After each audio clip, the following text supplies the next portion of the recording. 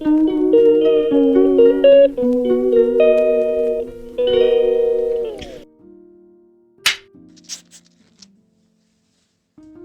بنضف اللانس كده، اصل الواحد محتاج يشوف احسن. القصه دايما بتبدا بيك او بيكي، ما بتبداش من عند حد تاني. وعشان تبدا من عندك او من عندك محتاجه اساسا تعمل ايه؟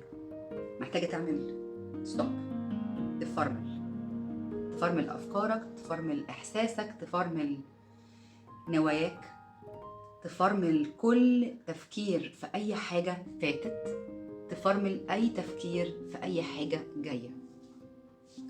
تطلع كده فوق خالص وتعمل اللي بيتسمى بالبيردز اي فيو، تشوف كده زي العصفورة من فوق الأرض الكبيرة قوي قوي قوي اللي تحت دي فيها ايه.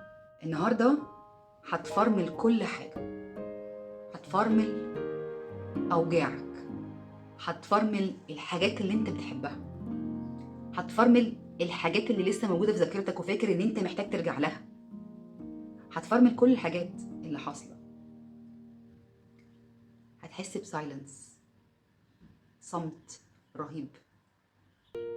كل اللي انا بقوله ده طبعا ما ينفعش يتعمل لان كل الزحمه اللي موجوده في افكارك وفي مشاعرك وفي الماضي وفي الحاضر واللي لسه عمال تفكر فيه في المستقبل، كله شاغل دماغك وقلبك وعقلك ومش هيخليك تقدر تبقى عندك اي فرصه للكلام ده.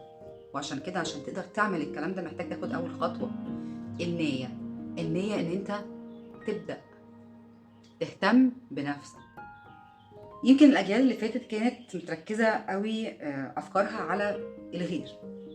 يعني انا تمانينات، فبالنسبه لي اللي شفته في حياتي كان اضطرابات اهالي كتير جدا مع ولادهم بسبب ان هم مهتمين جدا بالاخر. يعني ما ينفعش نوسخ بيت الاخر، ما ينفعش نزعق عشان الاخر ما ينزعجش، ما ينفعش نتكلم كده عشان الاخر، ما ينفعش نفتح بقنا واحنا بناكل عشان الاخر، ما ينفعش حاجات كتير عشان الاخر. منطقيه تمام، هنمشي مع بعض. حتى لو منطقيه اعتقد ان كانت محتاجه بس سنه كده تظبيطه علشان الشخص وهو بيعملها ما يبقاش في الاخر ناسي نفسه ومش متخيل ان الحاجات دي كلها هتبقى ليها اثار جيده على نفسه. كنا بنركز في الاخر كتير قوي لدرجه ان الناس كتير قوي حتى بقت متبعه زي ديني عشان الاخر بس، بعدا عن مشاكل الاخر، من غير ايمان من جواهم للخطوه اللي هم بياخدوها. مش مشكله، كلنا بنعدي بحاجات زي دي، كلنا بنبقى بنعمل بنسدد احتياجاتنا عن طريق افعال بنعملها مش شرط نكون بنفكر فيها. ولكن النهارده انت عندك فرصه انك تفكر، عندك فرصه حتى لو انت بتشتغل في شغلانه وعمال بتلف وتدور حوالين نفسك طول النهار والليل عشان تقدر تسدد احتياجاتك. عندك فرصه انك تقعد النهارده وتكتب لستة بايه هي الحاجات اللي بجد انت محتاجها عشان تكمل عيشة. فكر معايا كده، بعد ما تكتب الليستة اقف كده قدام الليستة وشوف هي الليستة دي بتسمع في ايه بالظبط.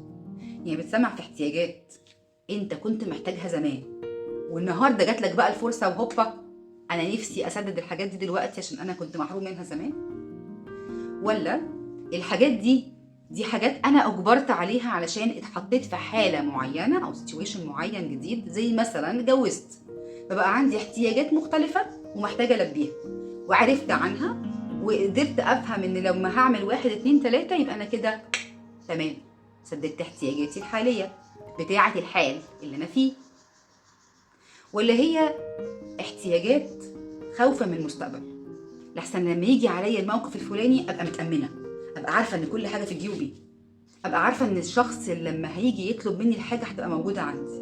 او لما تكون حاسس ان انت قلقان لحسن الناس تشوفك بشكل معين فعمال تجري تجري تجري تجري علشان تقدر تضمن الشكل بتاعك والمستوى بتاعك يفضل زي ما هو.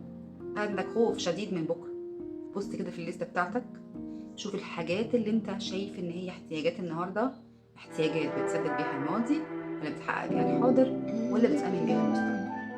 وبعدين نخش نتكلم تاني. سلام عليكم.